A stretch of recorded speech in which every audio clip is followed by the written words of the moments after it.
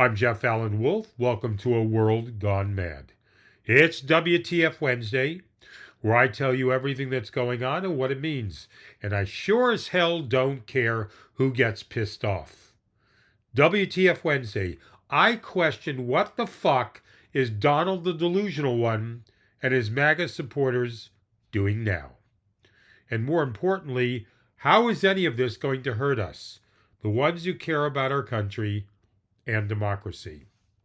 Okay, reluctantly, let's get into all this madness. Here we go. Georgia prosecutor kills the historic election interference case against Trump. That's right, ladies and gentlemen, Wolfpack listeners, welcome to WTF Wednesday. And oh boy, this headline, this WTF, is not just a WTF, it is a what the actual fuck. Because Georgia, the state where Trump begged people to find over 11,000 votes like they were missing socks in a dryer, has just killed the historic election interference case against Trump and his merry band of democracy arsonists. Yes, the same case we have been following for years. The one where we actually had recorded proof. Remember, find me 11,780 votes, Trump said. Remember that? Apparently Georgia does not. So let me break down the excuse. Peter Skandalakis, the prosecutor who apparently moonlights as Trump's fairy godmother, says this case is just too complicated. Too many legal questions. Too many constitutional issues. Too much paperwork. Well, no shit. It's a RICO case involving the president running a mob-style operation to overturn an election. You think that's going to be handled on a lunch break between Starbucks and Pilates? But here's the kicker. This guy says even if everything went perfectly, every single ruling, every single motion in court, the earliest they could get to trial would be 2029, maybe 2030, maybe 2031. Do you hear how insane that is? We have normalized legal timelines that sound like light-year travel. 2031.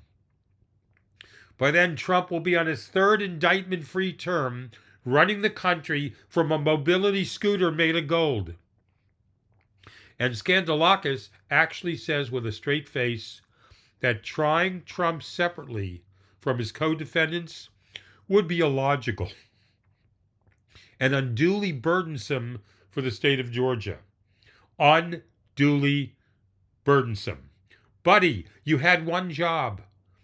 Democracy was literally handed to your office on a platter with an audio recording attached.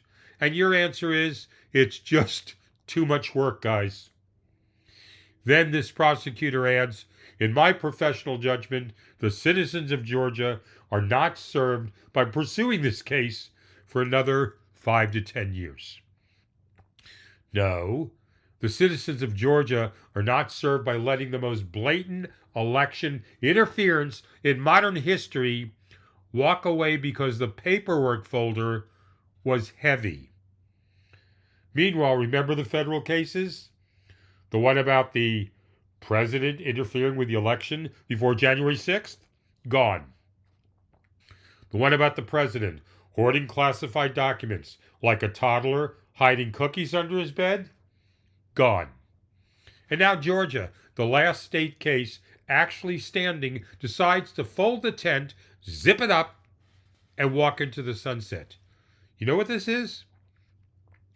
This is Donald Trump speed running the criminal justice system like it is a broken video game. He found every loophole, every delay tactic, every appeal, every stall strategy, and the system said, wow, he beat us. Better luck next time. Let me say this slowly. Listen carefully, listener. If you could try a teenager for shoplifting in 30 days, you could try the president for trying to overthrow democracy in less than 8 years. But no, apparently justice has a special setting for presidents where the menu says, sorry, this boss battle is unavailable for the next decade. Please come back after civilization collapses. So here we are. The president attempted to overturn an election. We have the recording. We have the evidence. We have the witnesses. And the justice system looked at the entire thing and said today, this looks hard.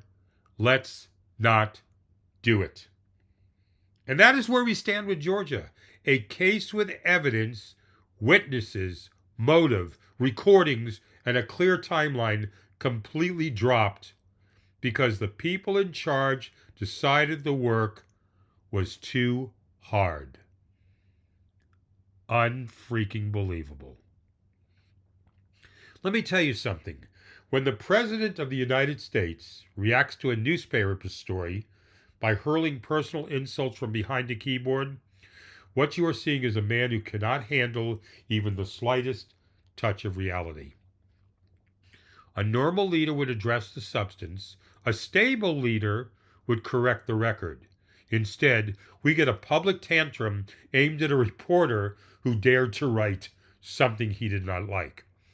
The New York Times went through Donald Trump's public schedules and found that he's holding fewer public events, traveling far less inside the United States, taking more foreign trips instead, keeping a shorter public schedule that already shows signs of wear.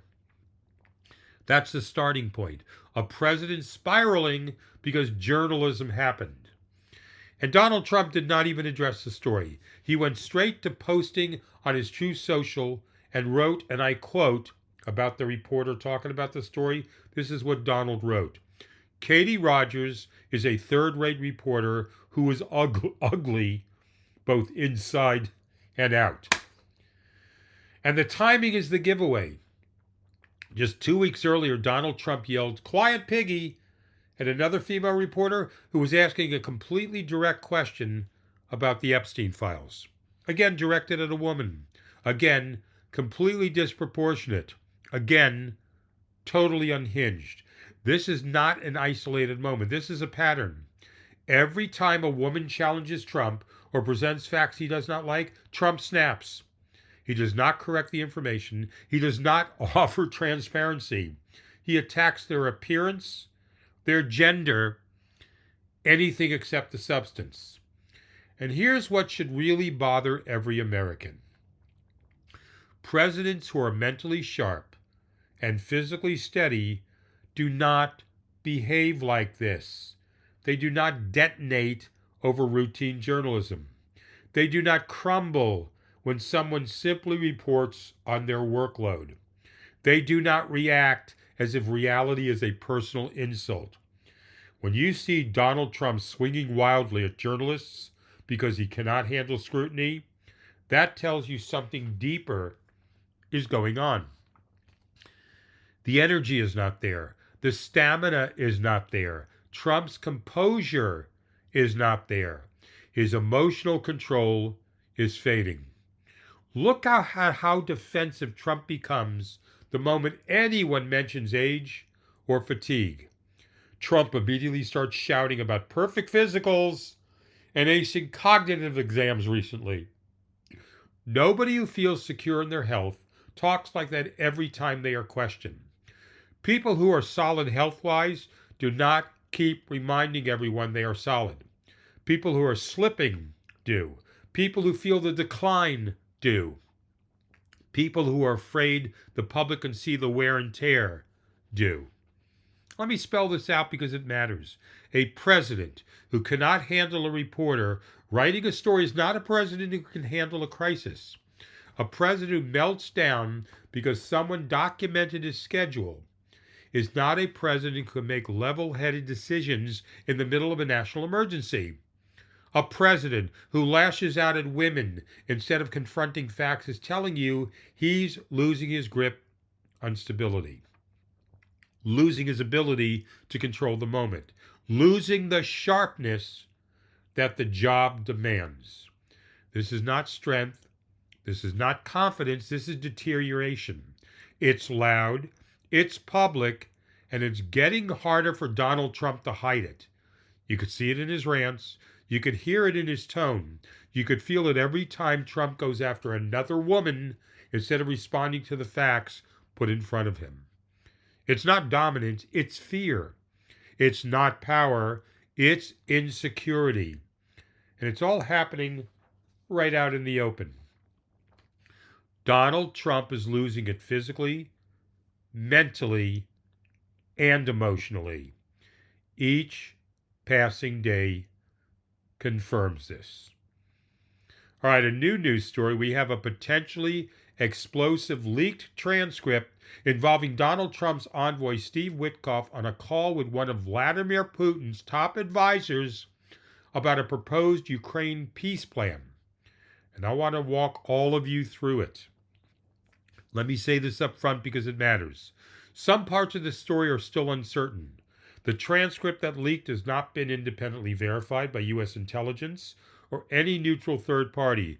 Bloomberg says it reviewed a recording, but they did not reveal where it came from or who recorded it. So yes, there are open questions. But hear me out. If this transcript is real, if it is even halfway accurate, the ramifications are enormous. We are talking about a sitting American president's envoy on the phone with a top advisor to Vladimir Putin discussing how to sell a Ukraine peace plan to Donald Trump in a way that flatters him. This alone is jaw-dropping. And the details are even worse. According to the transcript, Steve Witkoff, who is not a diplomat, not an elected official, not a trained negotiator, talks about territorial concessions, tells the Kremlin how to package a deal, talks about what parts of Ukraine that Russia could potentially keep. Think about that. You have an American representative allegedly telling a foreign adversary how to pitch a plan that could carve off pieces of Ukraine like it's a real estate transaction. If that's true, it's not just reckless, it's not just outrageous, it's an insult to Ukraine, a betrayal of every ally who has bled and sacrificed to hold the line against Putin. And here's where it becomes even more dangerous. If this transcript is accurate, this was a conversation happening behind Zelensky's back, behind the Ukrainian government's back, behind the back of the country that has been fighting and dying for its survival. Imagine being Ukraine right now. You've buried tens of thousands of your own people. You have cities destroyed. You have families torn apart. And then you learn that an American insider might be talking to Moscow about what territory you should give up just to make a deal more comfortable for Donald Trump, President of the United States. If this story is real, it's betrayal dressed up as diplomacy. And the world sees this. Allies see this. NATO sees this. Russia absolutely sees it. If the transcript holds up, this is the kind of behavior that makes allies question whether they can trust American leadership in the future. It signals that deals can be made in the shadows. It signals that territorial integrity can be negotiated without the country being carved up, even being in the room. It signals that the United States might be willing to let Vladimir Putin walk away with pieces of a sovereign nation if the messaging is packaged the right way to Donald Trump. Here's the truth. If this transcript is real, this is not just a scandal, it is a geopolitical earthquake. It would show Russia actively shaping the pitch for a Ukrainian settlement inside the American political system. It would show access that should never exist, influence that should never happen, and priorities that do not align with democracy or sovereignty or the safety of the world. Again, part of this is still uncertain. The recording hasn't been formally authenticated, but it's in the news, it's out there. But if this turns out to be accurate, the world is standing on the edge of something very dark. And Ukraine knows it. Europe knows it. And every American who cares about democracy should know it too. Let's step back for a moment and look at where we are. We have a President, Trump, delusional, who has now been cleared of almost every charge thrown at him. A man who has spent years under investigations, indictments, hearings, courtroom battles, and media obsessions. And yet here we are. Charge after charge wiped away, one left hanging that Trump is appealing, the rest gone. On paper, it looks like vindication. On paper, it looks like exoneration. On paper, it looks like strength. But then you look at the man himself, Trump, and the paper stops matching the picture. Because while the courts are clearing him, the country is watching him deteriorate in real time. We're watching Donald Trump physically slow down. Look at the photos, look at the videos. We're watching him emotionally fray. We're watching him mentally drift. It's not partisan. It's not spin. It's not hype. It's visible. It's spoken. It's written. It's shouted from his own accounts. This is a president who cannot handle questions. A president who lashes out at reporters. A president who is running with a battery that is no longer holding a charge.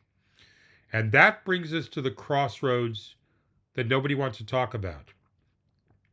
Wolfpack listeners, what happens if Trump's decline keeps accelerating? What happens if the outbursts get worse? What happens if the stamina of Trump keeps dropping? What happens if a moment comes when the country wakes up and realizes the president cannot continue? Because if that moment arrives in this political reality, the next man in line is J.D. Vance. Let that sink in. J.D. Vance, a man who could become president not by election, not by mandate, not by popular will, but by constitutional default. And that's the part that makes this week feel different. You could clear investigations, you could overturn charges, you could dismiss cases, but you can't overturn biology. You can't dismiss aging. You can't vacate fatigue. You can't file a motion to stop time. The legal exoneration means nothing if the man at the center of it, Trump, is unraveling in front of the entire world. So the WTF is not just the scandals or the transcripts or the insults or the leaks. The real WTF is that we are staring at a moment where a legally cleared president could still break down in full view of the world and leave the Oval Office to a vice president who has never been tested under real pressure. Some Americans see the danger instantly. Others will deny it until the last second. But none of that changes the simple truth. This is an explosive situation sitting inside the White House Oval Office. And Trump is sitting behind the desk of the United States government. And anyone pretending it's not seconds away from blowing apart doesn't make it any less dangerous. This is your WTF Wednesday. I'd like to remind everyone, in case some of you haven't heard, I'm doing live stream shows on TikTok. A World Gone Mad is live, and this is the schedule. Tuesday nights, 9:15 p.m. for 40 minutes. Thursday night, 9:15 p.m. for 40 minutes. And finally, Sunday mornings at 9:30 a.m. for 40 minutes. All of these are Arizona times, which we are on Mountain Time right now. Hope you join, because that room will be full of trolls and Republicans who absolutely adore Donald, and I could use your support. This is A World Gone Mad. I'm Jeff Allen Wolf. I'll be back Friday. Hope you have a good Thanksgiving. I say the shit that no one else will, because I don't care who I may piss off. The truth has to be told. Until then, Wolfpack listeners, remain skeptical, keep focused, but most of all, stay hopeful. There is chaos in the world. Can't you see?